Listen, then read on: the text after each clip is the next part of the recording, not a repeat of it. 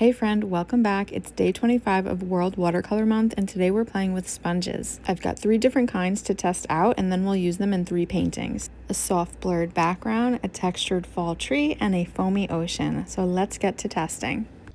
Alright, so I've got 3 different types of sponges here that I want to play with today. So these are sea sponges. You can see that they're a little bit different. I'm not really sure how different they are, but these came in a pack of 3. This one seems a little bit more dense, and you can kind of see them up close. They've got all these really cool textured ridges. And then this one is a little bit squishier, but it's still the same concept. And then we've got a synthetic one, which is just like this round sponge. You can even use a kitchen sponge, but I'm just gonna use these today, and we're just gonna stamp them and see what kind of effects that they give us. So I have some that I've already played with and used. These are a little bit dirty, but they are damp. So you really do wanna go in and wet your sponges first, so you can fully wet them.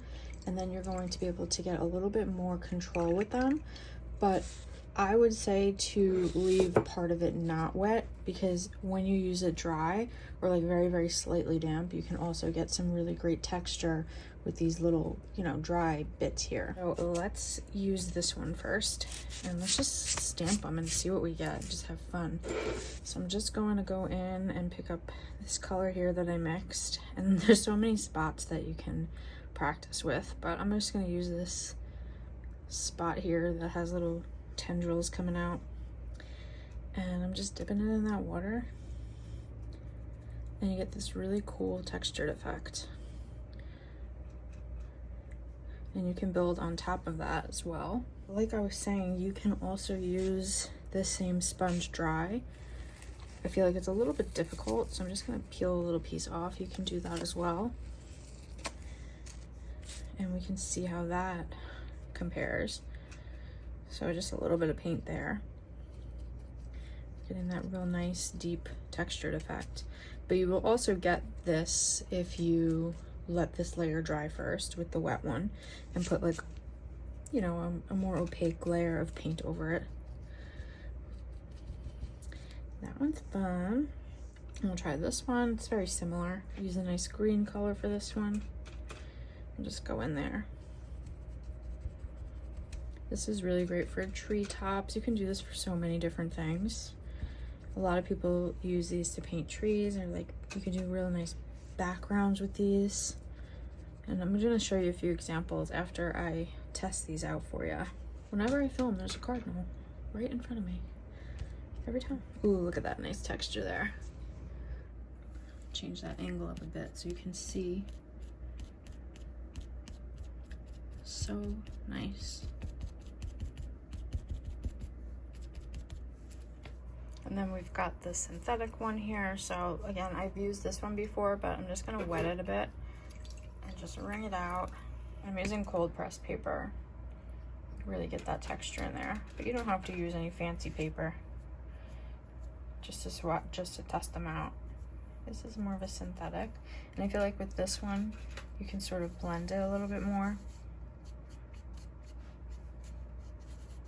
So you can really make some really pretty backgrounds if you want to do one of those really dreamy backgrounds. This is great for that, or maybe like a bokeh background, and then you can lift up some circles. This one's fun. And then you can still get some texture with it. And you can rip a piece off for the trees as well, or little bushes, or any kind of little elements. You see that? This looks really nice. The possibilities are endless. I'm just gonna add some more color here, just cause we're playing. But yeah, I really like the versatility that you get with this synthetic sponge, but you can't beat this texture. I just wanted to quickly show you that when these sponges are wet, they open up so much larger, and then all these really cool textures come out. So I tried to put 2 colors on one sponge, and then I'm using a smaller piece for a little bit more control here, I'm loving the effect that I'm getting. And then we've got those little tendrils, and you can get a really fun stippling effect with this one. And trigger warning if you have trypophobia, the next one has little circles that opened up, and I think that was so cool. And I wanted to see how that would turn out, and you can literally see these little circles here. And I thought how cool this would be if I painted like a reef, coral reef, and I used this on top. I definitely think I have to make that happen, and these colors are really working for that as well. So definitely don't be afraid to use 2 colors on the sponge or 3 colors at the same time, because it's creating such a really cool blend. I'm really loving the look that the dry synthetic sponge is giving with the 2 tones on it. All right, now let's paint with these. So I was thinking it would be really cool to use the sponge to create the foamy waves here in the ocean and see how that works. And then I also have a masked flower here that I want to do one of those really dreamy backgrounds with. So I'm going to use this PH Martin's Bleed Proof for the waves. I just want to see how the sea sponge works for the sea. I think what we'll do is we'll use a damp one first, so we can kind of get that base down, and then we can go in and add a little bit more texture with the dry one. I don't want it to be super opaque yet. I kind of want to build up and see how it goes first. I'm just gonna tap. Looks cool.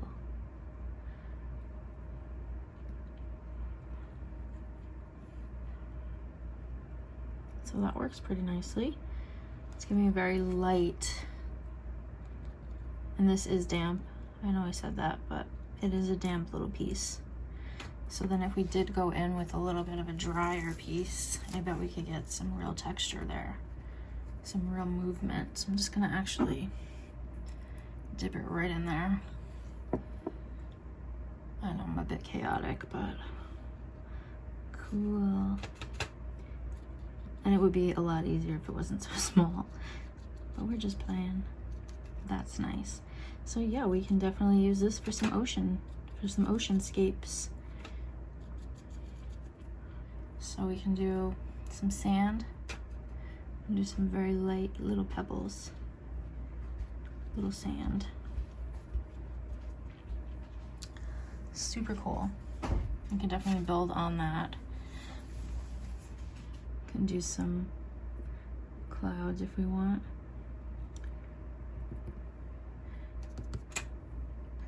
And if you want to put some little texture in the ocean there, depending on what kind of ocean it is right now. Super cool. All right, so for this one, this is dry. Just put some masking fluid and blocked out where my rose or flower is gonna be. And I think I want to do like one of those sort of blurred out backgrounds where this is in focus, that's out of focus.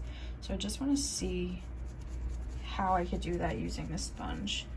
And I'm just lightly going over that with some water just to give that wet on wet effect. I don't want to go straight in with the paint right from the sponge, because I just don't think I'll get that correct effect. Maybe I will. But anyway, I'm going to use my Daniel Smith. I've got green golds, and we've got our favorite undersea green that we swatched in the granulating video. If you haven't seen it, I will link that, but it's one of my favorites. And so this might be a little bit too wet. So I'm just going to go in and lift where I have that, just so we can build it.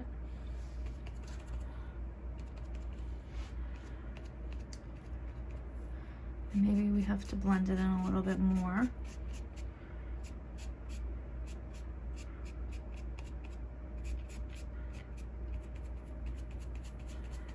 I'm sort of stamping it. And then you can also go in and use your brush and just kind of drop in some color. Maybe around. And let that kind of guide you where you want to put, where you want to stamp, you know. So sort of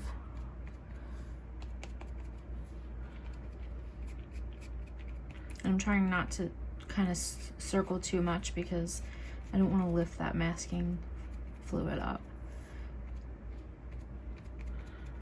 sort of taking from that area and kind of stamping it around. And then of course we want this to be just our base layer. And I'm using my brush to kind of get in those spots where make it easier for myself. I'm gonna put a little bit more of this green gold color in there. It's so pretty.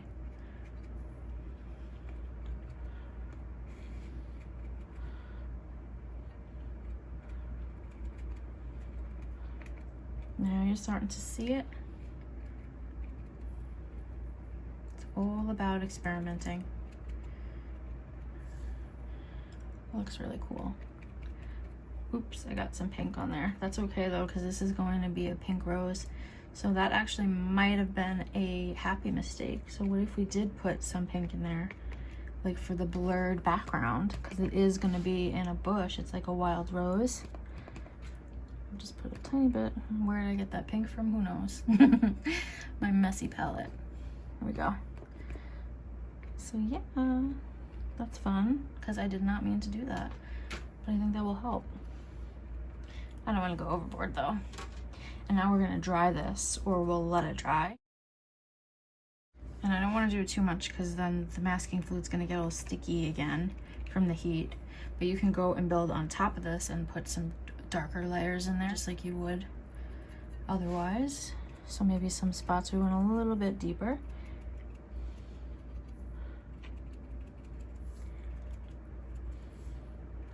But I kind of like it. It's very like light and airy.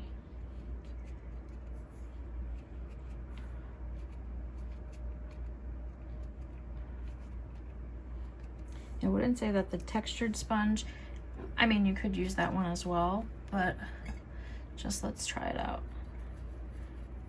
I think it'll work fine. It's just, I like the synthetic one a little bit for this type, because it just seems like you can do a little bit more smoother.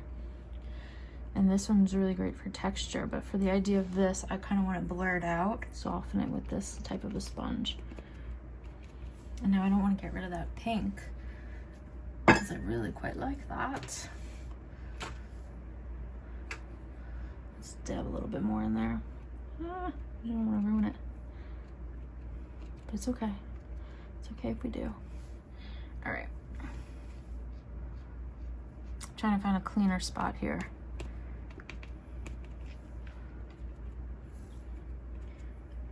Looks okay, and I think we've got basically the effect. This we could build on for, you can keep going for as many layers as your paper will take. But I'm kind of loving that pink, the pinks popping through. So I kind of just want to throw that in there. Because again, this is such a small little painting. If it was larger, I'd have a little bit more room to play. But I love the effect that this is giving. It's like atmospheric.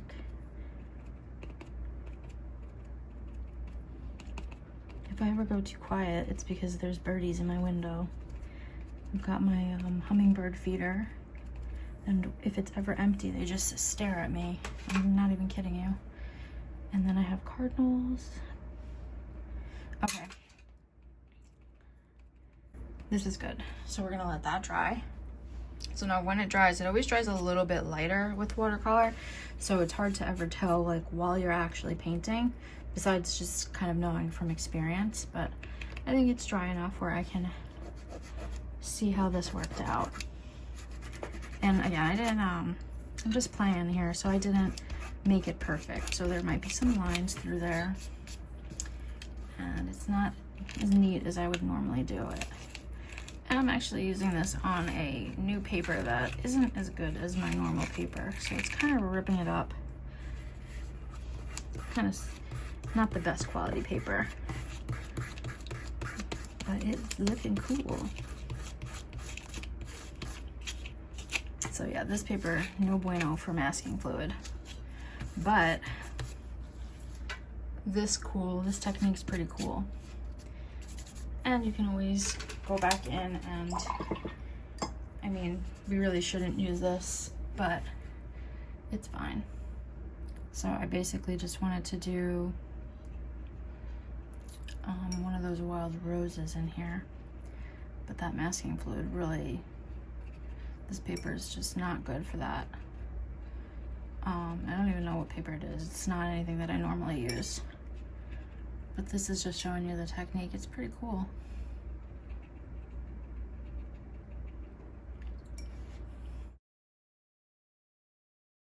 I thought since it's so ripped up, there's some texture there, so maybe we can go in with some gouache and cover that instead of using the watercolor or just saying it's an absolute washout, you know. So this is a little bit thicker, so we can welcome the texture a little bit more than the ripped up watercolor paper look. So it's either that or we just say it's a complete washout. So let's not do that, let's play. Part of me wants to just redo this entire video, but what's the sense of pretending that these things don't happen? Because that's what discourages some people from even starting. So look at that. There's a very pretty flower. Not exactly what I was going for. I wanted something a little bit more to match this vibe here. But hey, this is by no means a fancy schmancy piece, right? You can always see, this is what we say, don't ever give up. Always make mistakes. It's just part of it. But that's it. Good. So I'm really liking this background. It looks really nice. Could really take some time with it and really softly build those layers up. You can get something really, really beautiful. And then look at that texture in the waves. I got this from a sea sponge. Now we can also paint a tree with these sponges. So I really want to do like a really pretty fall tree. I'm using a damp sponge. And then I'm gonna start by putting down the lightest layers. I want one of those, like, I really want one that's like big and wonky, but we'll just play. So we'll start by putting down these layers first, very light to start. I want a big fall tree. I'm okay with it going over the line here.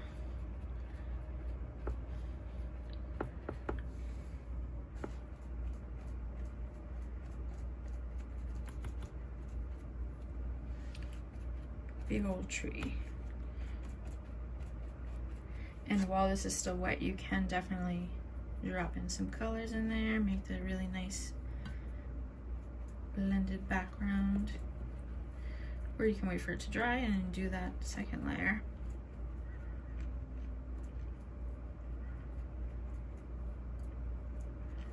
Look at all that texture I'm getting. It's so nice. All right, and then I'm gonna go in and paint my trunk. Like, wee. We'll go in here and we'll sort of drop that in.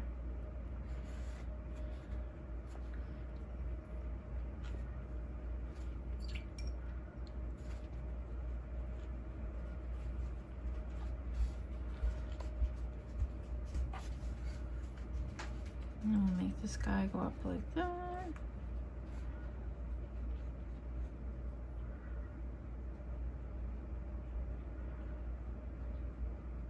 And I have some pieces in here. And this is just in the background, so we're gonna go over this again.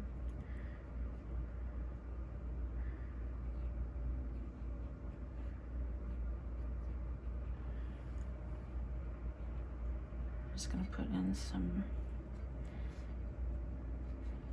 yellowish grass. There's always little hairs, always little dog hairs. Mix in some of that golden.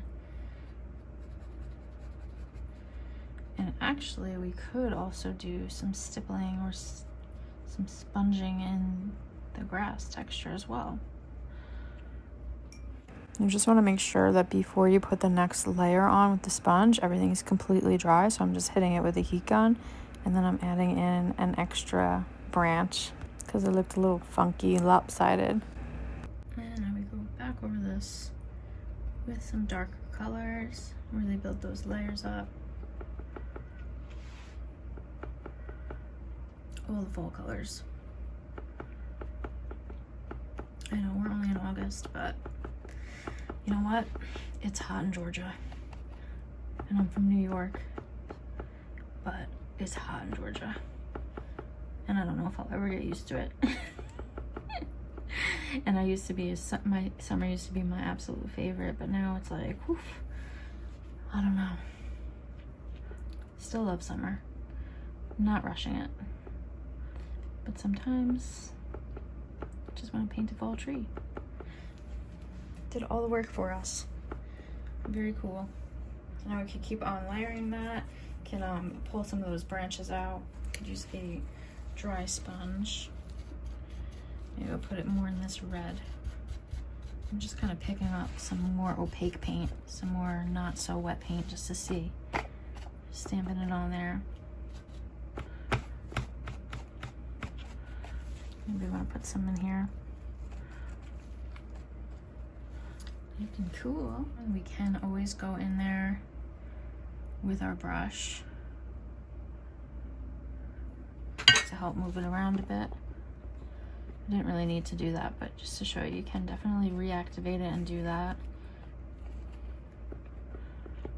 Let it dry. I definitely want to bring out some more of these in here.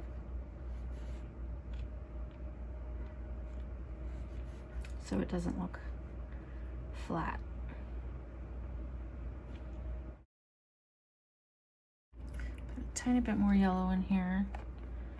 Really pull that out. Oh, so nice. So much fun.